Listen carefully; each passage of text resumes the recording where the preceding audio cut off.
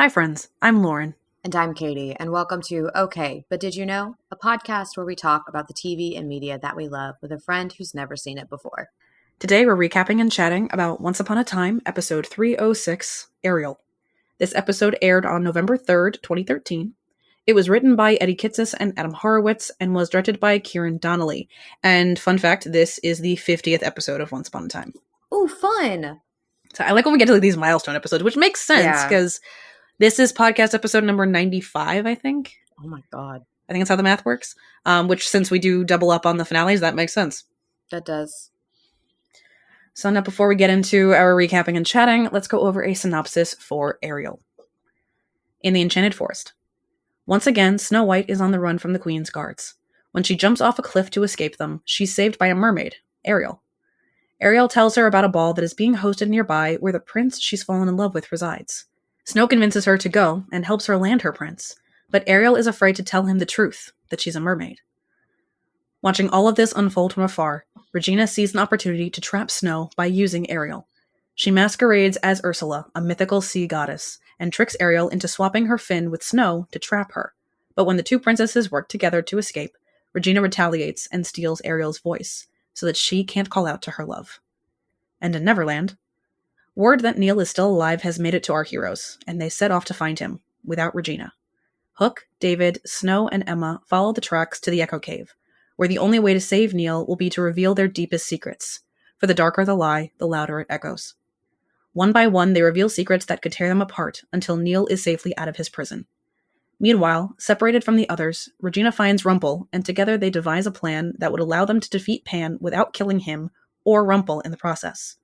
They summon Ariel to get something for them from Storybrooke, because the mermaids can travel across realms, and Regina offers the mermaid not only her voice and her legs, but another chance to get her prince. Nice. I like this episode. It's weird, but I like this one. My first note you are going to love so much. Mm-hmm. I just wrote, I need that gif from Atlantis where Milo Thatch is saying pretty girl. As soon as Ariel shows up, that's the first thing that came to my mind. I'm like, pretty girl, pretty good. Like, that's, yep. Mm-hmm. That would be Joanna Garcia Swisher, I think is her last name. She looked familiar. Yeah, she's been in a lot of stuff. She's been in a lot of stuff for a while. She was on Reba, I believe. Yes. And she was also the host of The Ultimatum Queer Love, which was it was an interesting choice to have a not queer person host that. I was about to say, is she queer? Not at all. I believe her husband is a baseball player. Okay, I support that too, though. But not at all. But she was a good choice for Ariel, though. I think she did a good job. Perfect. I think she did a good job of making this character her own, where I thought the actor who played Eric was kind of doing like a bit of an impression of like the animated cartoon a little bit. And I mean, then there's Lana, and we'll talk about that later, but we'll talk about that a lot. We'll talk about Lana as Ursula so much because I have so many things to say about that. I did also write down when Rumple says, who knows why he does anything? And I said, well, I'd like to know why Pan is so scary, because we are now how many episodes into this freaking show? 6 episodes into this. And I still don't know. I'm trying to... I don't think we get... What is the flashback in the next episode? I'm wondering, because this is a part of the season that not that I block out in my mind, but like I don't think of a lot. I can't remember if we get a flashback in the next one or if it's just Neverland stuff. Because I know for a fact we don't get the answer to your question of why Peter Pan is so evil and what is happening here. We don't get that answer until the 8th episode. To go 8 episodes not showing why the character is so scary is so annoying. 8 episodes. At least in the next half, we don't get like the deep why of why she's the way she is, but like you get a basic understanding of it, I would say, in the 2nd episode of her arc. Like you understand to a point why she's a bitch to everybody. You just don't get like the exact reason until 16, which I guess is 5 episodes in. That's all I need. I need to know why Peter Pan is a little bitch. That's all I need to know right now, and I'm not getting it. I'm just seeing him be a teenager. 2 more weeks. Fuck me. Okay. I'm sorry. No, it's okay. It's not your fault. Okay, who wrote this? You said it earlier. Eddie and Adam. It's their fault. It's Eddie and Adam's fault. We blame the showrunners. And then I would just write like, okay, interesting with the way Ariel transformed, because that definitely threw me for a loop. I was like, okay, Ursula's Okay, what I see what we're doing here. That one is like, it's so random. They're like, let's just decide that like once a year you could randomly become like, honestly, it's like, it's an odd justification. It's kind of random, but it helps the plot, so I kind of love it. Like it's a very unserious answer. But then I also wrote, I'm honestly happy with any version of Ariel, of her story, that isn't the original story. Oh, this is so different from the Hans Christian Andersen version. That like, I'm okay with this. I don't care usually how they retell any of Little Mermaid's story, because of the original story is. Oh yeah. And I like horror and I like morbid things, but you know, I'm actually thankful that Disney was like, let's make the Little Mermaid a lot better for kids. Yeah. Yeah.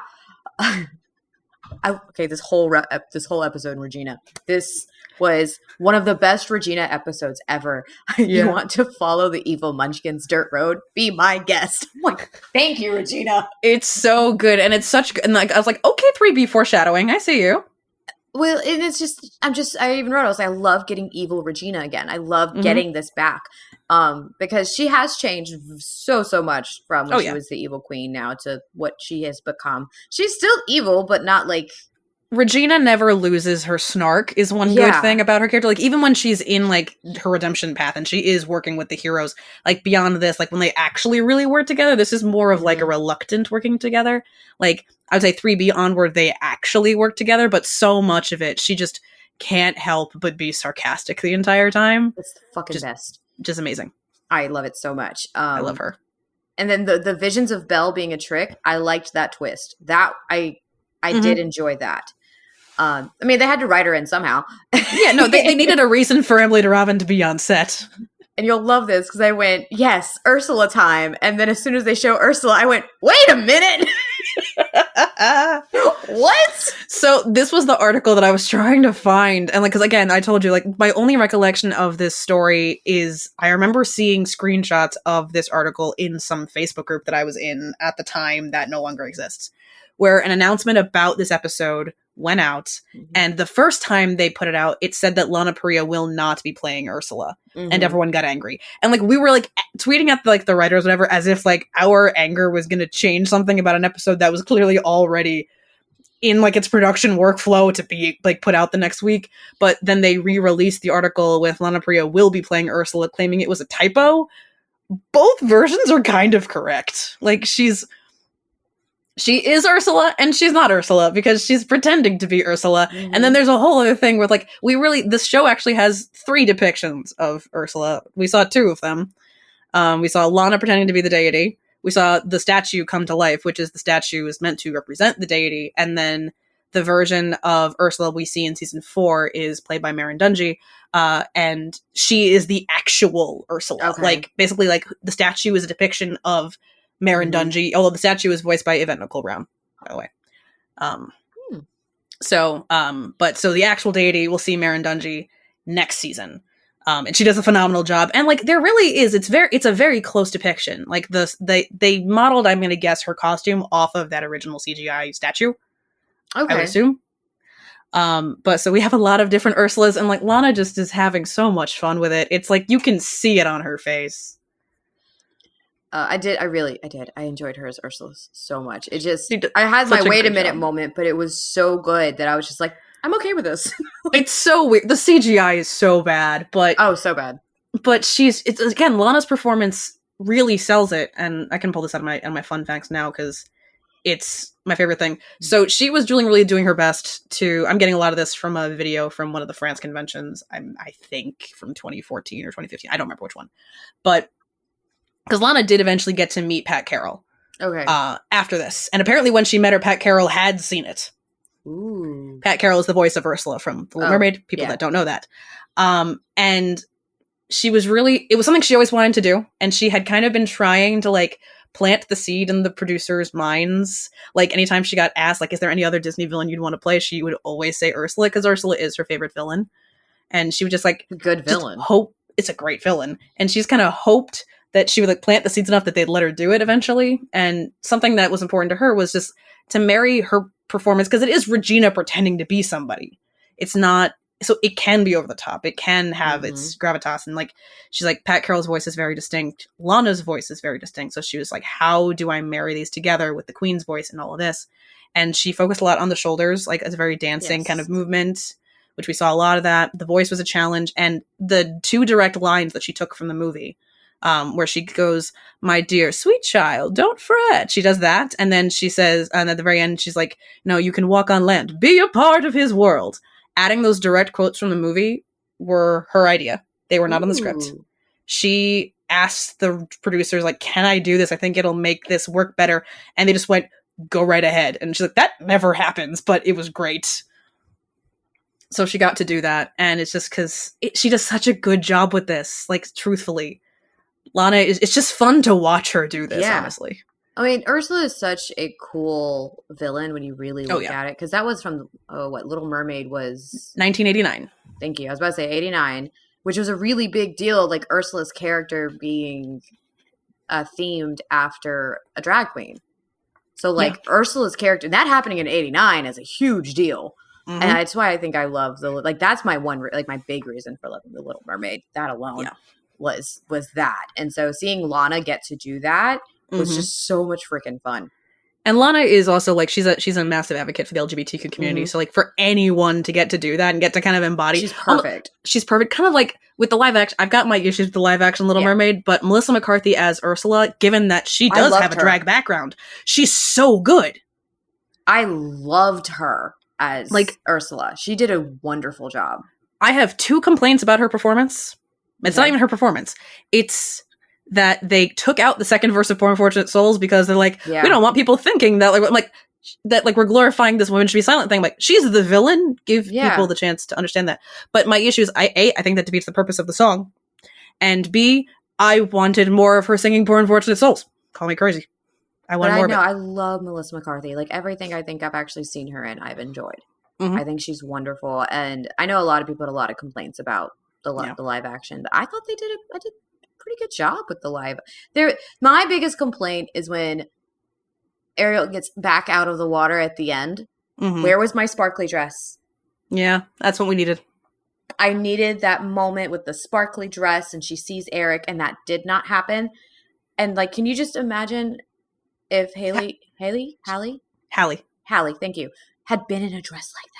She would have looked beautiful. She would. Oh, I mean, she was beautiful in anything. I mean, but my God, could you imagine her in that dress? So I love that it's like no fault of the actors as to why we have like issues with the movie. No, it's not the actors. It's the producers and the writers of them. It's always the producers and the writers. Like, it always is. I never fault the actors. They're just doing their jobs most of the time. But, like, because, I mean, like, with Once Upon a Time, like, who do we blame? We blame Eddie and Adam for this one. Yes. Or we yell at Jane Espenson because she made us cry, which, did she write 309? I don't think she did. I think I've looked it up. I think that's Eddie and Adam also. But, like, I say this every time about every Disney live action thing. I always have such high hopes. And Disney continues to disappoint me every single time. Like, I don't know why I expect something better than I get every time. Oh yeah. I don't know. I just every time, like, if Once Upon a Time did it better than the live action versions of their movies, there's a problem. I love Once Upon a Time. That's why we have this podcast. But it is not without its faults, and the writing is weird. Very. Like, this episode alone, you have Snow White being a wing woman for Ariel, while the evil queen is masquerading as Ursula to steal Ariel's fin and put it on Snow so she can't escape. Like, and then she gets stabbed with a fork. Like, I literally wrote Snow White as a mermaid. Only a sentence you'd say watching this show. Yes, exactly. Oh my God. Okay, I had like 2 other lines I wrote from Regina. He went to a long dead octopus for advice, and you're going to blame me for your problems. It's one of the best lines. And then I have no intention of ordering calamari. I fucking love Regina so much. I went through 5 episodes of not getting anything I wanted to getting this, and I was like, thank goodness. Hey, you liked the Quite a Common Fairy episode. Yeah, and that forced me to do, other things in the media world. I have like 3.5 episodes of iZombie left out. You're welcome. Like, as of today, I have like 3 episodes left. I have binged like all 5 seasons in the matter of what, 2 weeks? Yeah, 2 or 3 weeks. Like, with while working, homeschooling, running a household. So binging is a whole nother world when you're a parent. Oh yeah. I loved the truth telling. Yes, Therapy Caves. Therapy Caves was great. I think they did a wonderful job with that. Because it's a good way to like, okay, everybody's got to come forward and no more of Charming being a dumbass. Yes. Which was great. Oh, yay, Neil's back. Yeah, he is. You'll be okay with the amount that he's involved. Like, he's involved a lot in the next episode. And then, like, he's involved, but you won't see a whole lot of him. You'll basically going throughout the rest of this season, you'll see him about the same amount you've been seeing him so far, where like he's kind of there every once in a while, and sometimes you have an episode that focuses on him, and then that's kind of it. So like, yeah, don't feel like you're gonna have Neil all the time. Don't worry about that.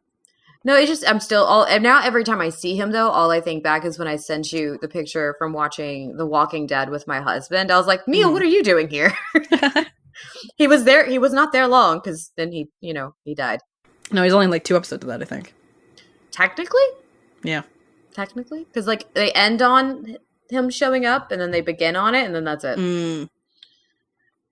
Oh, no, spoilers. The show's been out for over a decade. He was on that before. He was on Once Upon a Time. I know. That's why I'm like, if you're mad at me for spoiling that he dies in it, don't worry. He's only in it for, like, 30 minutes total, maybe 20. Not even. Dang. That's okay. We're about to start season 4 of The Walking Dead. Ooh. I got the DVDs too from the library because I was like, ooh, deleted scenes I've never seen. Season 4 is like one of my favorite seasons of Walking Dead, and it's finally picking up. So I'm like hoping my husband actually he enjoyed the last one a little bit, but yeah. So yeah, I think you know my answer for everything with this episode. Is this what you were hoping for? I mean, I was hoping, because again, like I said, 3, 6, and 9 are great episodes, and I think they're well spaced out. Again, I'm not saying the numbers next to each other. I know, I'm a child. What's wrong with you? I don't know. Every time. I can't help it. Every time. The episodes that are multiples of 3, is that better? Yes. In this arc, they're well spaced out in that, like, you're going to have some dips in between them, but I think those are worth watching. And then I think 9 through the end of the arc, so 9, 10, and 11, I think, because it's at that point, it's a race to the plot. You just do the Bob's Burger things, divisible by 3. Lots of numbers are divisible by 3. But I think I'm glad that you like this one, mainly because, like, again, Lana as Ursula is just... So much of the flashbacks of this is just so unserious. Like, it's a bit of, like, you can tell the actors are having fun while they're doing this. And, like, for me, that makes the more or less unserious episodes that much more fun to watch. Like, you can tell, like, no one's taking anything a little too seriously. I mean, like, Lana put a lot of work into her performance and her homage to Bat Carol.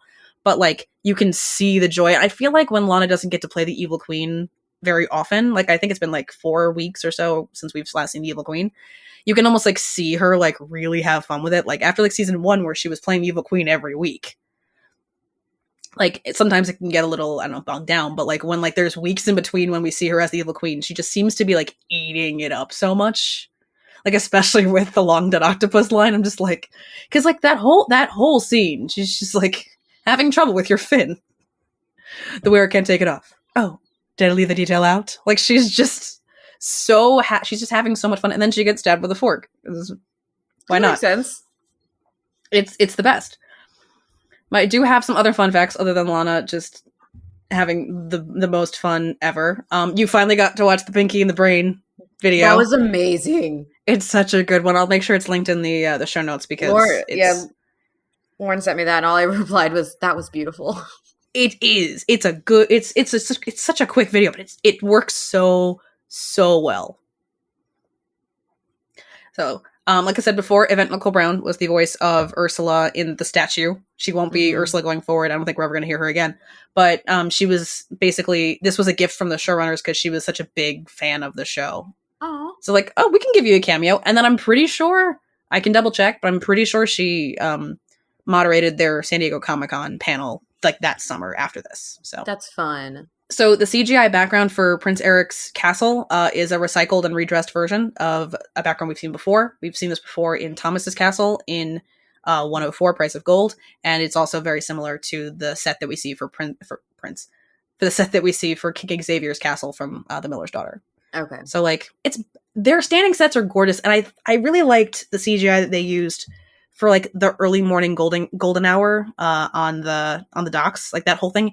It was just a really beautiful set, which just made the fact that like clearly once Ariel's in the water, Lana and Joanna are very clearly on two completely separate sound stages acting opposite nothing. Mm-hmm. Because like I'm going to assume, especially at one point both of her hands are out of the water, I'm assuming every water scene where you can see their heads, their feet can touch the bottom, I would assume. Yeah. And because remember from the original Paley Fest, from the first season, Ginny very vocally was like, "Can I not be in the Ariel episode?" She's like, because after filming everything with the siren, she was like, "Can I not be swimming all the time?" Because she just hated it and had such a terrible experience. Oops. Right. But in that same conversation, Lana was like, "Can I be Ursula just once?" Like that was her planting the seed of like, I would love to do. Can I just be Ursula just like for a few minutes? So I just love that, like, that was still getting planted the entire time. And it really was. Lana was, like, very much planting the reason that we got this. She was very close. She was basically begging. Like, can we just do this? And, like, she did a great job with it. It works. It works so well, for the story, because she doesn't have to be actual Ursula. We'll get actual Ursula next season. And actual Ursula is just, I wouldn't change a thing about her performance. The only thing I would change is I want more of her. Yeah. She's like, of the Queens of Darkness, their whole point is like getting their happy endings. She gets hers first, so that means she kind of leaves first. But like, it was such a good dynamic with all of them. I wanted her back because it worked really well. And then lastly, again, the international titles, when they're interesting, they're interesting. All of them were Ariel, except for one. It was German, because German decides that they want to be different. Of course. It's always the French or the German. Well, because, yeah, it always is. Theirs was translated to Under the Sea. Everyone else was Ariel. Oh, but I like that too, though. It works really well. But, so I think the only other Little Mermaid reference we get in an episode title will be Ursula's episode in season 4, and that is called Poor Unfortunate Soul. That arc has such good titles. Oh, I can't wait. Because that arc, we've got Darkness on the Edge of Town, Enter the Dragon, Poor Unfortunate Soul, Sympathy for the DeVille, which is very clever. Mm. So that one has like that arc alone, that whole season, but that arc specifically has like such really good titles. We'll get there. We gotta eventually get through this first. We will get to 4. We will get there. I promise. So I forgot to put this in my original timeline when I made the videos, like back in 2021. I completely forgot about this episode. I love it, but I completely forgot to put it in here. And so I did find a spot for it on your timeline. Okay. The best I can configure it, honestly, is that it's essentially in that month between Snow Falls and 7:15 a.m. Like that month between when she sees him again. Because the way she's talking to Ariel about how love at first sight and how true love feels leads me to believe she's already met Charming. Yeah. Which makes the most sense, even though like we don't see things, but that was my understanding of it as best I could. That makes sense. But yeah, I still don't know how that. I think the only episodes that I just accidentally forgot were Ariel and Dreamy. Weirdly enough, are the only episodes that I forgot in my original timeline. Very random, very interesting. Those are also very memorable. They are both very memorable episodes. I don't know what happened. If one day I'll show you like the original setup of like what like the first version of the timeline looked like. Mm-hmm. You'll see how I forgot stuff because like it looks like it's going to be chaotic. Oh, it is chaotic. I mean, the one I've got now is chaotic. Hey, but that one's a spreadsheet. That is a spreadsheet. That one's, that's what it is. I did like a very visual looking, like it is a timeline. I put things in order and like made connections.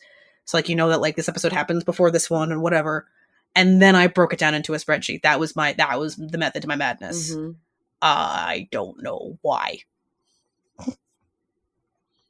So we did get to see Emma's magic lessons kind of starting. We'll see more of it in the latter half of the season when it becomes more necessary that Emma learns how to use her magic. But this one, Regina, I want her to be a better teacher because I want her to learn from like the terrible teachings that she had of like, but she only knows how to use dark emotions for her magic. Yeah.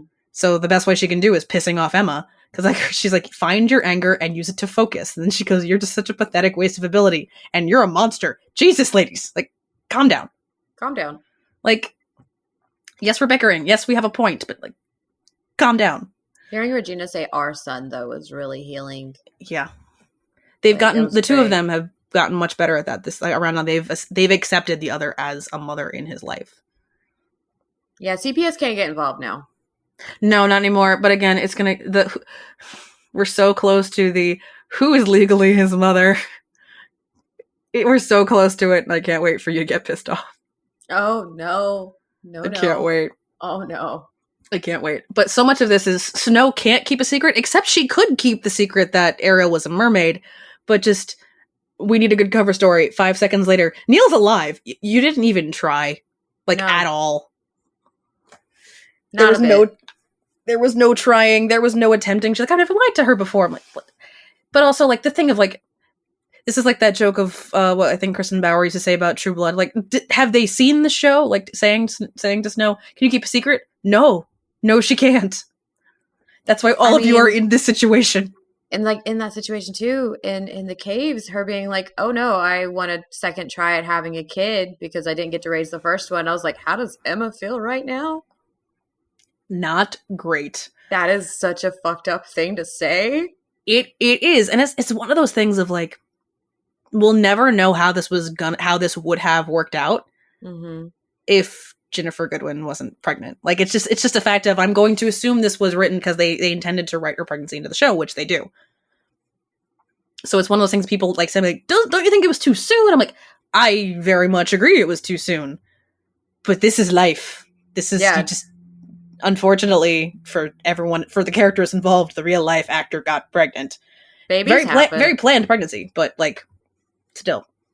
Fast pregnancy. They got pregnant. At that point, so by the time they were together about 2 years. I can't say anything to that, but I've also had pretty quick pregnancies in my life. Yeah. But yeah, it's just very like, I just like looking at the timeline of things. Like, oh, that was pretty quick. Yeah, the timeline of things. Yeah, they were together for 2 years at that point, and then like as I've told the story, they got married when she was about 8 months pregnant. So they weren't gonna get married. They're like, we're cool, we can do this. And then 8 months in, she's like, nope, I need your name, I need all the things. Like, just the hormones just took over. I mean, I kind of did the same with my husband. Like, I think I was about 6 months pregnant, and I was like, hey, what are we doing about this? Because insurance doesn't exist when you're a server. So I was like, what do we do? Yeah. Here we are 4.5 years later. But so everyone's secrets from therapy caves. I'm never calling it the Echo Cave. It's always therapy caves because it's therapy caves. It's Therapy Island. It's therapy caves. So David's secret obviously was that he can't leave the island because Dream Shade, because he's been an idiot and hasn't said a thing. And Snow was very right to be angry with him. Oh yeah, so right. When he tried to talk to her, she's like, nope, not right now. Like, she's like, I can't do it. I can't process this right now. We'll talk about this. And they'll make up and they'll figure it out. But and like, obviously, because the show has been on the air, the show has 7 seasons. I mean, they get him off the island. The dramatic irony of the whole situation is you are aware that he gets to be off the island. Like, because that's my thing of like, looking at shows like this as an adult or at any point, like, stakes that should be really high end up not being as high as they should be because it just, they're not going to trap him on the island halfway through the season. Like, no. Looking back, I mean, it makes the anticipation to how are they going to fix it, not will they fix it kind of thing. But it's just, I've noticed that about myself as an adult. I'm like, okay, dramatic irony wise, like, with the exception of Game of Thrones where you can trust no one's going to be safe. Same with Walking Dead. You can't trust who's going to be alive in the next episode. Yeah. Like, if a show hasn't set that up as your expectation, it's pretty safe to assume they're going to fix it somehow. Especially in a finale. Finale, exactly. And you're like, okay, how many people are going to die? Exactly. So that was David's secret, was the Dream Shade. Snow's secret was she loves Emma very much, but she's all grown up and she doesn't need them. Snow's not okay with having missed Emma's growing up, and that's not what she wanted. They were cheated out of her entire life. she wants another child. And I said, again, worth noting, Ginnifer Goodwin is pregnant at this point. Just, it's killing me because, like, she wasn't really cheated out of it. They made that decision. I mean, they made the decision to put her through the wardrobe, and it does. Emma's question of, I think it was at the end of the speech in 201, where like she like, but we would have been together, which curse is worse. There is also no guarantee they would have been together. That is true, because like the Mad Hatter, him and his daughter were separated. Like, honestly, if they hadn't put her through the wardrobe, Regina probably would have succeeded in killing an infant. Probably. Just a little. Just tiny bit. Hook's secret was after kissing Emma, it showed him that he could let go of Mila, and he believes that he can love again, which is very sweet. That's very sweet. He's jealous. He's a little jealous, because I'm like, that was the thing of like, do you tell Emma that Neil is alive, because that now pulls away her affections, possibly. And he does the right thing, but this is the love corner, basically. Oh joy. Emma's secret, and this is something I wrote underneath it, was like, it's cheesy, but the scene is very emotional. I love it. Like, I may not care for Neil and or his relationship with Emma, but Jen's acting in that scene when she talks to him, I was almost crying. It's sad. Because like her performance is her performance is what sells it. It's what makes me care. I mean, I care about him. I care about Emma's feelings. So hers was when she heard that Neil might still be alive, she wasn't happy that he might be there. She was scared because from when she saw him in New York, she knew that she'd never stopped loving him, and then she lost him so quickly. Like she said, like in a few episodes ago, that she's like angry at him. Like, I opened myself up to the possibility that we could be together again, and then you died. Like, or she thought.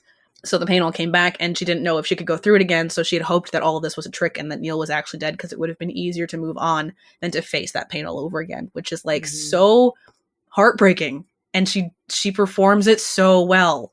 But through all of this, I still think Regina was in the right to not go with them at this point. Yes. Like, yes, what I wrote it down funny. Hang on, let me find it. I mean, I know that Neil is actually alive and in the Echo Caves, but Regina is focused on the actual prize for saving Henry. Yes, Neil will be important, blah, blah, blah, but I don't fault her for not tagging along this time. Like, she's like, this is a distraction from finding Henry. This is a distraction for everything. And like, she's not wrong. This is like, her and Rumpel are forming a good plan, a plan that should work, but that's remains to be seen. Pinky and the brain. They're pinky and the brain. They really are. All I'm able to think about now. It's so much, but I wrote this in. I love when Queenie gets it in her head that she has to do it herself. She's usually more effective, honestly. She gets a lot closer to what she wants. And I mean, she did take... There was one line from the Ariel thing that is, I guess, in the very beginning of the next episode, which I won't say it until you see it, because I thought it was hilarious. I was waiting for it. I'm like, oh, I guess it's not in this episode. That's weird. Whatever. Not yet. But not yet. It's a very funny line, and I think you will appreciate it. But it's her and her. It's like a continuation of that scene when she tells her that they have to go to Storybrooke, because once again, portals are hard to come by. Crossing realms. Is that all? Portals are hard to come by unless the plot dictates otherwise. Like, mermaids can jump between realms and get around magical barriers. Easy peasy. How, though? Because ocean. Okay. Because ocean magic. I got nothing. I got nothing there. We haven't actually explored all of our oceans, so. No, this is true. We know more about space than we do about the ocean. Yep. So there is that NASA aspect. saw something down there and went, we're going to leave instead. Yeah, absolutely. I'd love to know what they found. I've seen the Meg. I don't need to watch anymore. I need to watch the second one. I'm good. I'm good with the one gigantic shark movie. I have a shark obsession, so I'm aware. I am aware. I have met you. You should see me at the Georgia Aquarium. They have like specifically just a shark tank with I like aquarium sharks. Did you know that you cannot keep a great shark in captivity? I did know that. It dies. Every single one has died. They have to stay in the wild. Is it a space thing? I think so, because they migrate. Okay. Great whites tend to migrate through the seasons. So I personally think it's the migration thing. I haven't researched it enough to actually know, because yes, I do shark research from time to time. Why not? because why not? But like at the Georgia Aquarium in Atlanta, they've got a tiger shark. That fucker is huge.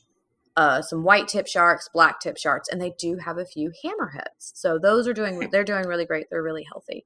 Which we know they're healthy because there's a huge school of fish in the same tank that swim around, and the sharks don't eat them. Okay. Because sharks will only like actually try to eat you if they're hungry. Mm-hmm. Like just because, I mean, great whites are a little iffy. Like they smell blood from miles away. Mm-hmm. But yeah, I like sharks. I can't help it. See, you can't talk about a niche interest and then, you know. It's fine. I can't help it. It's okay. So what did you rate this episode? 30. I love that. It's a 30. I'm so happy. I loved it so much. Like Lana is fully the reason, but I liked therapy caves. Like Regina is just amazing in this, especially as Ursula. They picked the perfect person for Ariel. It's just, oh god, it was so good. Yeah, which was very much needed. I know I did like quite a common fairy, but that was for very specific reasons. I feel. Yeah, I think that had more to do with Rose McIver, if anything else. It really did. It had more to do with her than I think anything else really in that episode. That one, the plot of that episode really doesn't. I mean, it moves things forward in that they get in contact with Tink, basically, and Regina and Tink gets to confront Regina with what she's been holding on to for the last 40 years. Exactly. But other than that, not a whole lot else happens in that one. This one, at least, is very plot heavy. This one is, and I love good plot. You know how I am about plot. So, like. Yes, I liked quite a common fairy, but that was because of Tinkerbell. Yeah. This was like the whole thing. I don't think I had any notes of like, I didn't enjoy this. Like I liked all of it. Yes, Neil's back, but I liked all of it. Yeah. Which is rare for me to be like, I think every aspect of a Once Upon a Time episode. It's been a while. It's been a while since that happened. Yeah. So this one, again, I love it. It gets 9s across the board, so it's not quite a 30. It gets a 27. It's like I said, it's there's some magic thing in the ether that tells me what is and isn't a 30. I'm fairly certain I'm gonna give 309 a 30. I love this one for very different reasons than I love 309. But like it's missing something. I can't tell you what it is. I do love it. This one, the Ursula thing still just gets me. Just like it's the fact, because that has been a thing that I've gotten asked about in various, like on my Once account. People ask me like, "There's so many Ursulas." I'm like, okay, yes, there are multiple people that play Ursula, but if we really pick it apart, it's not as confusing as you're making it out to be. Like I feel like I get so many questions that people are very much overcomplicating things because for whatever reason, I'm like, Lana's pretending to be the deity. The statue is a depiction of the deity, and the deity is who we see in season 4. Like, it's not that complicated. I have a bad joke, but it makes sense. If you can believe in the Holy Trinity, you can believe that there can be 3 Ursulas. There you go. If you can believe God, Son, Holy Spirit, you can believe that there's 3 Ursulas. Mm-hmm. And we'll see more about, like, we'll kind of see more of, like, Enchanted Forest, I guess, religion as it goes on, because we're going to see various gods pop up. Most of them will be Grecian pantheon gods. Yeah, I was assuming so. Because Ursula in this case is the daughter of Poseidon, like the actual Ursula. So we'll see her. She has. It's not her line, but it's involved in her, because I've talked about how Marin and Kristen do a fight scene with like the tentacles, because Marin keeps trying to fight with her hands. They're like, you have tentacles. You don't put your hands down. Like they keep telling her that. She keep putting her hands up like this. But like this is the cold open of that episode too, which just makes it even better. This is how they went right out the gate. Is she's got her tentacles around her staff and they're fighting. And Ursula just goes to Mal, who are you? And she goes, I'm the person whose valet you either knocked out, strangled, or tried to impregnate. I don't know what those tentacles are for. Like, family show writers, are we really making a hentai joke in the cold open of your episode? Oh my god. Like, and that was the cold open of the first episode of that arc. We came back from 3 months to I can count off how many lines into the episode that is. Because because I've done this as a bad impression voiceover, she just goes, stop. And then who the hell might you be? Ursula, but you can call me your majesty. I don't bow down to fish. Who are you? I'm the person whose valet you either not touched, strangled, or tried to impregnate. It's in the first 2 minutes of the episode. Thankfully, impregnate kind of goes over kids' heads. I'm sure, because honestly, if you're not watching that with subtitles, most people, I didn't hear that until like a long time into watching that episode. But I'm just like, are we really doing? Hi. Wow. Oh, I'm so excited. That arc is so good. It really is. And like, it's just so good. And Regina will have another line talking to her, calling her a plate of undercooked calamari. Yes. Regina has such little patience for the Queens of Darkness when we see them. It's so funny. Because like, I'm excited to see it though, because like it's Lana. It's Lana, and that's a case of like once they all get together, she gets to kind of have her evil band of friends. Like Regina's been having to be good, and she's got everybody. But this was Lana's chance to kind of play with the new people, because like with a lot of the first half, that was more Jen having more time with like the guest cast. Mm-hmm. And so Lana had her friend back with Kristen coming back, and then like you see like the four of them. Like I've always said this, if there was ever a spinoff that was just the Queens of Darkness wreaking havoc in the Enchanted Forest, I would watch the hell out of that. Like, God, yes, because it's amazing. And a lot of people really do love the villains of Disney. Oh yeah, there's a reason that we have so much villain stuff out there now. We didn't have it as much growing up. I feel like it's definitely no. Oh, I think it's because our generation is the generation that I think a lot of us really latched on to the villains. And I mean, there's a psychology there if those are all the queer-coded characters, and that's why a lot of us like them. But this was, I got a question one time about the queer-codedness of the Once Upon a Time characters. Ooh. Because of that. And I thought I had a pretty good analysis of it, in that the thing is, it's because the Disney villains are queer-coded, because for the Hays Code stuff, they kind of had to be. But it's because they take a lot of stuff from Disney. They take a lot of stuff, and what they take a lot of times are those queer-coded aspects. So that's why the Once Upon a Time characters almost feel queer-coded. Although I stand by it, but it's also a case of the actors that they hired have good chemistry with everybody. Which is a good thing to have. Which is a good thing to have, but that's why you have Hook being like basically the bisexual aesthetic. No wonder I love him so much. And he's a pirate. Like, that already brings on like, is there something a little fruity happening over there? And then you just have him and Josh's relationship coming through in the writing. Mm-hmm. Like, that's that aspect. And then with Lana, again, just getting on really well with Kristen, or getting on really well with literally everyone on the show. Like, it just, the only one that doesn't feel queer-coded is Snow White. Pretty much, but she would be leading the Pride Parade. She would. She's our ally. She really is. She is our ally. She is the one heralding the Storybrooke Pride Parade. And then you have Bob's Burgers. It's just queer. Entirely. Everybody's queer at that point. So. Everybody's queer in Bob's Burgers. That they are. And if not, you're Linda. Supported by wife. Exactly. I think it says more about us that we just like the mean characters. Like, it's because it's not even the queer codedness of Regina. It's she's hot and she's mean, and we like that. I think that speaks of our own personal lives in a certain way more than anything. That's saying more about us than it probably should. But, her lines, I highlighted so much more of her lines than just Long Dead Octopus and like the Ursula stuff, because we have like, next time you watch someone fall to their death, make sure they're actually dead. And then no, death looks more like this. And then she breaks his neck. I loved that. I wrote "that's hot" next to that. What is this, amateur hour? As she force chokes the Shadow Belle. Well, she uses the Force. You're not gonna die at anyone's hand but my own. Thank you. Needed that.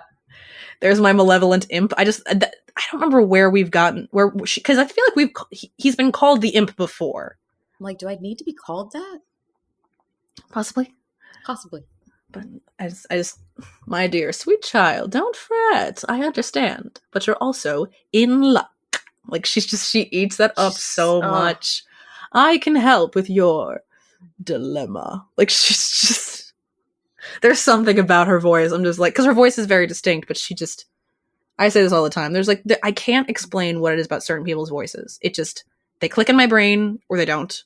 And I can't tell you what it is, but I can tell you when I expect to hear it and I don't. Okay. Because like with a lot of the women at Once Upon a Time, I hear it. It's Lana's voice. It's Bex, when you hear her voice, you'll see what I mean. It's Ginny's voice to an extent. Kristen, Victoria Smurfett, like it's mostly the women villains on the show. I would expect to have that same kind of clicking in my brain kind of thing with Jen, but it just isn't there. Mm-hmm. And I don't know what it is. I don't know. Brains are weird. Very. But I just, again, last time for Gina, look at the catch of the day. Oh my goodness. Then she went back to it. One. She was like, where was I? Oh yes, the catch of the day. It's like, it's that comedian thing of like, if I may, let me repeat this joke because it was funny and no one left. Just one more time. One more time to make sure everyone heard the funny thing. Because it's hilarious, even if you don't think so. Exactly. And that's the marker of good comedy, is that you stop and go like, if I may, that was funny. I need you all to laugh again.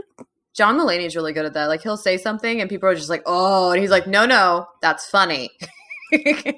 It's called self-deprecation. Exactly. I was watching one of Cameron Esposito's specials the other night, and there is one where she literally stops and she just like, she tells a joke about how, after she kissed a girl for the first time, she woke up with facial ringworm, but because she grew up very Catholic, she's like, you may know that, you know, demonic possession can sometimes present itself as spelling on the body. So she then makes like an exorcist joke. And she's like, maybe if the parents paid more attention, you know, if we you know, get you some Pepto for that situation and a chiropractor and just sort all that out. And then like, it's like, there's like a little bit of laughter, but then she just goes, please think that's funny. She's like, to me, the chiropractor bit, that is the best part of the entire show. Yeah, it makes sense. I guess you have to be a horror fan somewhat to get the chiropractor joke. That would be my guess, but it's just, a lot of people don't like watching horror movies, and it makes me sad. Yeah. She stopped afterwards and she was just like, please think that's funny. Thank you all for listening. Join us next time when we discuss Bob's Burgers Season 6, Episode 3, The Haunting, and Episode 4, Gail Macon Bobsled. Don't forget to like, rate, and follow the podcast wherever you listen so you can be notified every time we publish a new episode. Follow us at OBDYK_pod on Instagram and TikTok. And if you'd like to join our Patreon, you can find the link with more details in our show notes. This has been an episode of Okay, But Did You Know? A TV and media podcast. It was hosted by Lauren and Katie and edited by Lauren.